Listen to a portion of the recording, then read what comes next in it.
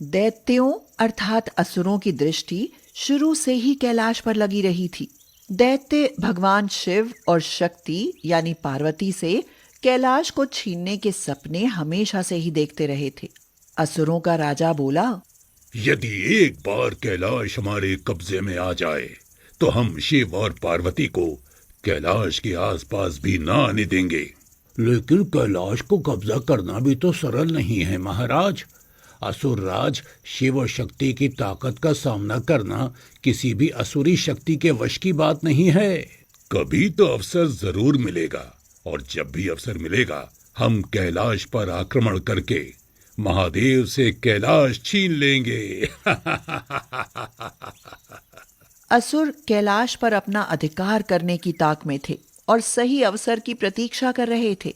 इधर कैलाश में शिव भगवान और माता पार्वती के बीच कुछ अनबन रहने लगी थी। शिव भगवान कैलाश में बहुत कम ही नजर आते थे, मगर जब भी नजर आते थे उनको पार्वती की नाराजगी का सामना करना पड़ता था। एक पांव कैलाश रहता है, दूसरा धरती लोक पर। आखिर ऐसा कौन सा काम आ जाता है कि आपको बार बार भूलोक जाना पड़ता है? पार्वती, तुम तो जानती हो कि मेरे भक्त मुझे कितने प्रिय होते हैं। भक्त बुलाते हैं तो मुझे जाना पड़ता है। भक्तों का तो इतना ख्याल रखते हैं आप, और अपनी अर्धांगिनी का जरा भी ख्याल नहीं रखते।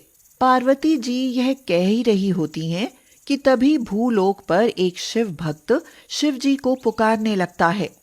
हे शिव जी भगवान, अपने भक्त की रक्षा करो। हे महादेव, अपने भक्त की रक्षा करो।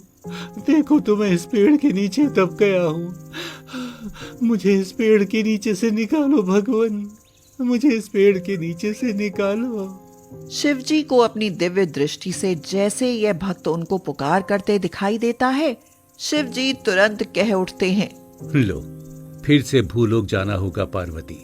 अभी तो आए और अभी वापस जाने की बात कहने लगे। ऐसी कौन सी आफत आन पड़ी, जरा मैं भी तो सुनूं। मेरा भक्त कष्ट में है, भक्त की रक्षा करनी होगी पार्वती। मैं जा रहा हूँ, भक्त की विपदा हर कर जल्दी ही कैलाश लौट आऊंगा।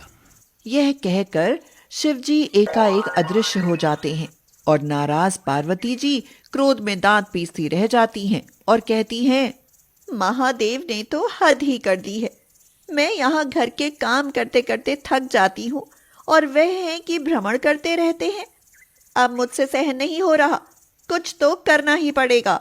अपने भक्त की विपदा हरने के कुछ देर बाद शिव जी कैलाश लौटते हैं तो उन्हें देखते ही पार्वती जी का पारा गर्म हो जाता है। वह शिव जी को मायके जाने की धमकी देने लगती हैं और कहती हैं, अब आप चाहे लाख बार मनाओ, मैं कदाचित न मानने वाली। मैं अपने मायके जा रही हूँ।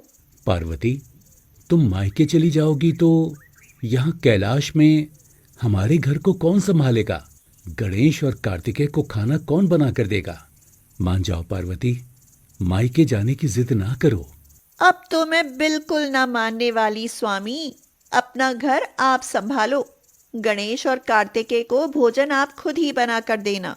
ऐसा कहकर पार्वती जी कैलाश से मायके के लिए चल पड़ती हैं, मगर फिर चलते चलते रुक जाती हैं और शिवजी भगवान से कहती हैं, सुनो स्वामी, हमारे गणेश को भूख बहुत ज्यादा लगती है, इसीलिए गणेश के लिए ज्यादा मात्रा में भोजन पकाना और हाँ, उसके लिए मोदक जरूर बनाना। गणेश को मोदक बहुत पसंद है। मान जाओ ना पार्वती, मत जाओ मायके। मैं ना मानू स्वामी, मायके तो मैं जरूर जाऊंगी। यह कहकर पार्वती जी अपने मायके प्रस्थान कर जाती हैं और उनके जाते ही गणेश और कार्तिकेय आ जाते हैं। माता माता माता, बहुत भूख लगी है, भोजन दो माता। मेरे लिए भी भोजन लाओ माता, मुझे भी बड़ी भूख लगी है। तुम्हारी माता घर पर नहीं है, वो अपने मायके चली गई हैं बच्चों। फिर हमारे भोजन का क्या होगा पिताजी? हमें तो भोजन पकाना नहीं आता। तुम चिंता मत करो, मैं तुम दोनों के लिए भोजन बना देता हूँ। यह कहकर शिवजी भगवान रसोई में जाकर चूल्हा फूंकने लगते हैं। आज बच्चों के लिए खीर बना देता हूँ। यह कहकर शिवजी भगवान चूल्हे पर खीर चढ़ा देते हैं। मगर फिर जैसे जैसे दूध उबलने लगता है, उन्हें अचानक ही एक गर्भवती गाय की पुकार सुनाई देती है। हे शिवजी भगवान, मेरी रक्षा करो, यह शेर मुझे मार कर खा जाएगा। मुझ पर न सही, मेरे पेट में पल रहे बच्चे पर तो दया करो भोलेनाथ, हमें आकर बचाओ भगवान, बचाओ। गर्भवती गाय की पुकार सुनते ही शिवजी भगवान चूल्हे पर रखा खाना भूल अचानक से अदृश्य हो जाते हैं और गाय की रक्षा करने के लिए जंगल में जा प्रकट होते हैं और कहते हैं, देखो सिंह, मैं जानता हूँ तुम अपने भोजन के लिए इस गाय का शिकार करना चाहते हो, पर यह गर्भवती है और मेरी भक्त है। मैं अपने भक्त की हमेशा रक्षा करता हूँ, इसलिए इसे छोड़ अपने लिए कोई और शिकार ढूंढ लो। शिवजी भगवान जैसे ही शेर से यह कहते हैं, शेर तुरंत वहां से चला जाता है और गाय शिवजी भगवान का धन्यवाद करते हुए कहती है, हे शिवजी भगवान, आपका बहुत बहुत धन्यवाद, आपने मेरी और मेरे बच्चे की रक्षा की। तुम निश्चिंत रहो, मैं सदा तुम्हारी रक्षा करूंगा। यह कहकर जैसे ही शिवजी भगवान कैलाश पर लौटते हैं, चूल्हे पर रखा खाना जल चुका होता है और शिवजी कहते हैं, अरे, सारा खाना जल चुका है, अब और खाना पकाना पड़ेगा। गणेश और कार्तिकेय को भूख लगी होगी। यह कहकर शिवजी भगवान फिर खाना बनाने में लग जाते हैं। इधर कैलाश पर शिवजी घर के कामकाज में उलझे रहते हैं और उधर असुरों को जैसे ही पार्वती जी के मायके जाने की सूचना मिलती है, वे कैलाश पर आक्रमण करने की योजना बनाने लगते हैं। पार्वती का मायके जाना हम असुरों के लिए शुभ संकेत है।